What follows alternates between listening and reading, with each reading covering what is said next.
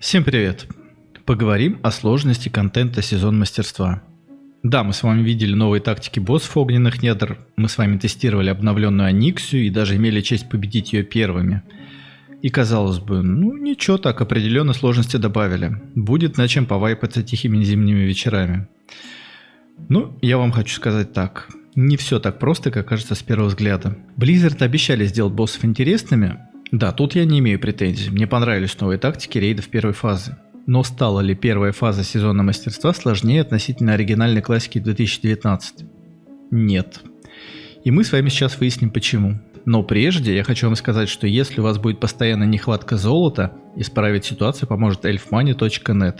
Более 13 лет на рынке, только опытные и проверенные исполнители, лучшее качество и вежливые сотрудники. А для моих подписчиков скидка в 10% по промокоду Vanilla10, ссылка в описании.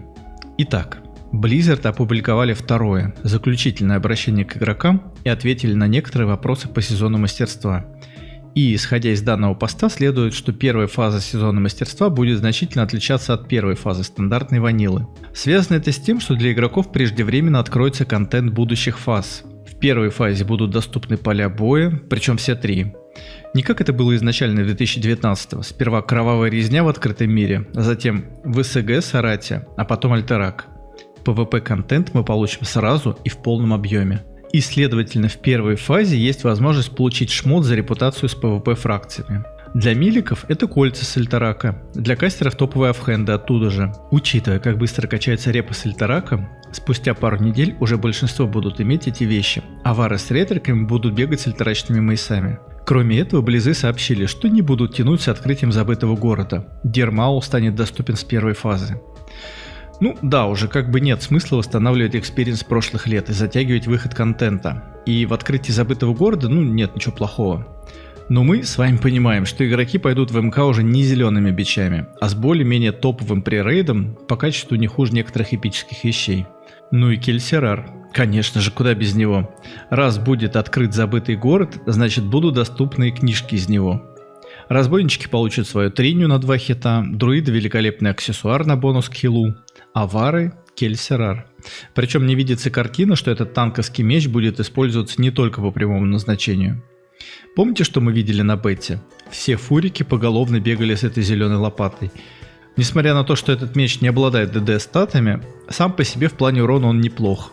По айтем-левелу Кельсерар стоит на одном уровне с оружием Т2 контента. Получается что?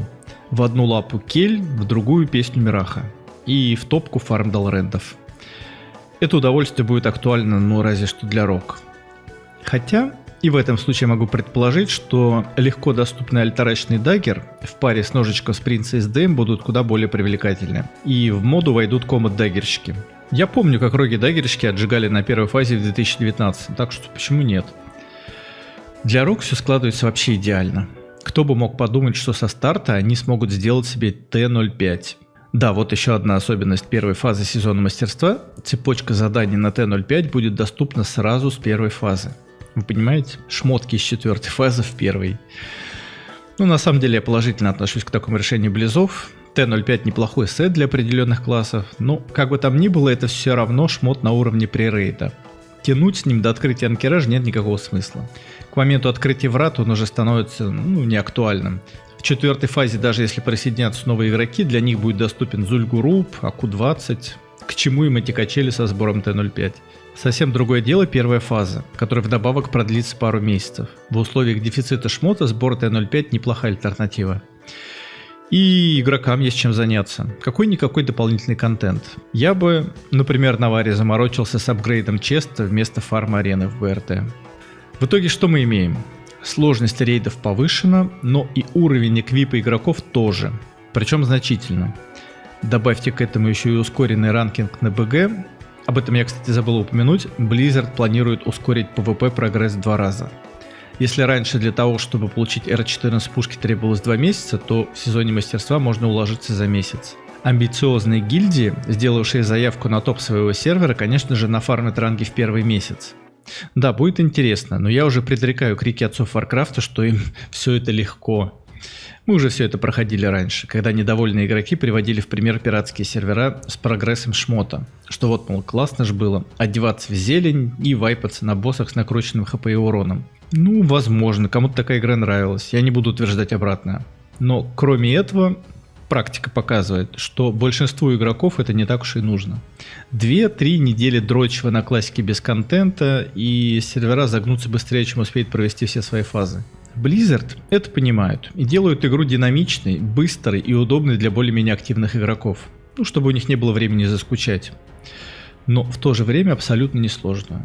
И это надо понимать. Тем, кто идет туда за каким-то хардкором, WoW Classic вообще игра не про хардкор. Для меня явление, когда игроки пытаются в ваниле реализовать себя как киберспортсмена, ну вообще что-то такое новое. Где угодно, но только не в классике. Я думаю, что для близов тоже этот кипиш вокруг World Buff'ов был в новинку, иначе бы они с этими темпоральными модуляторами так долго не тянули. Ну так или иначе, выход они нашли. Чем еще будет отличаться первая фаза сезона мастерства от старой классики? Многие предполагают, что повышение сложности рейдов и отсутствие бафов спровоцирует большой спрос на химию и реагенты к ней. Ну да, скорее всего. Но дефицита ресурсов не нужно пугаться.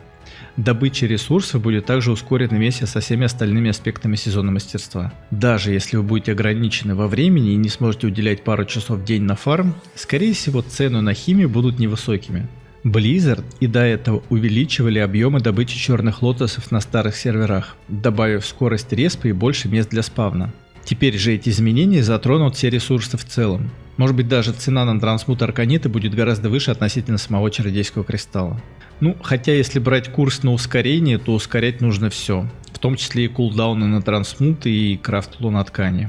Я еще не рассказал о повышенных рейтах на дроп различных рарных предметов. Близы не уточнили, на какую конкретную экипировку будет распространяться данный бонус, ну, думаю, скоро узнаем.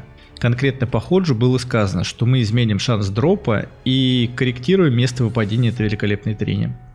Любопытно, конечно, что же это за корректировка, в какую сторону, в большую или меньшую, и какое это будет место. Уж не с арены ли Ходж будет падать. В общем, еще раз повторюсь, игра будет динамичной и, надеюсь, не скучной. Контента будет хватать всем. И рейдерам, и любителям одиночной игры. По завершению сезона игрокам предложат продолжить играть на серверах вечной классики. Мы с вами этот момент еще обсудим, тема достаточно большая, чтобы уместить все в 2 словах. Поэтому, чтобы быть в курсе событий по классическому World of Warcraft, рекомендую вам подписаться на канал и ждать новых видео. Спасибо, что досмотрели до конца, поддержали видео лайком и комментарием. До встречи!